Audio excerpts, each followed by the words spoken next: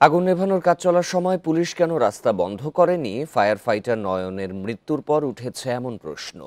নিজের ব্যর্থতার দায় স্বীকার করে নিয়ে স্বরাষ্ট্র উপদেষ্টা অবসরপ্রাপ্ত লেফটেন্যান্ট জেনারেল মোহাম্মদ জাহাঙ্গীর আলম চৌধুরী বলেন, এই ঘটনার বিচার অবশ্যই হবে। বৃহস্পতিবার সচিবালয়ে আগুন নেভাতে গিয়ে রাস্তায় ট্রাক চাপায় নিহত হন ফায়ার ফাইটার সোহানুজ্জামান নয়ন।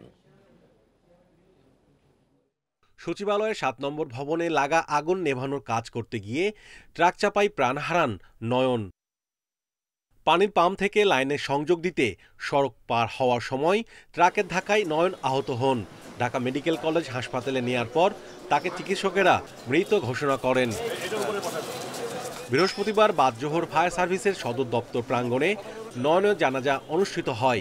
এই সময় পুরো প্রাঙ্গণে ছিল শোকের ছায়া।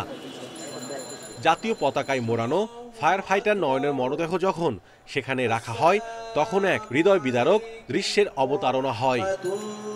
এ সময় কেন রাস্তা বন্ধ করা হয়নি তা নিয়ে ক্ষোভ প্রকাশ করেন পরিবারের সদস্যরা।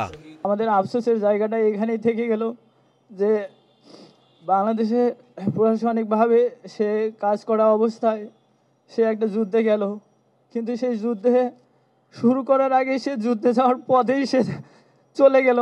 এখানে আমাদের কষ্টটা, এখানে কেন রাস্তায় পুরোপুরি সেফটি করা হলো না, কেন রাস্তা ব্লক করে তাকে সেফটি দেওয়া হলো না। রাস্তা বন্ধ না করার দায় স্বরাষ্ট্র উপদেষ্টা এড়াতে পারে কিনা এমন প্রশ্নে নয়নের মৃত্যুর ব্যর্থতার দায় স্বীকার করে নেন স্বরাষ্ট্র উপদেষ্টা।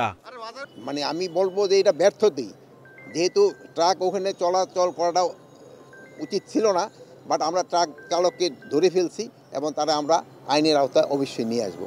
এই বিচার তো অবশ্যই হবে। আমার একটা কর্মী মারা গেল, এটা আমার একটা ব্যর্থতা না। নয়ন ফায়ার সার্ভিসের তেজগাঁও স্টেশনে কর্মরত ছিলেন। তিনি 2 বছর ধরে ফায়ার সার্ভিসে ছিলেন কর্মরত। তার বাড়ি রংপুরের মিঠাপুকুরে। Mahmudul Hasan, Independent News, Dhaka.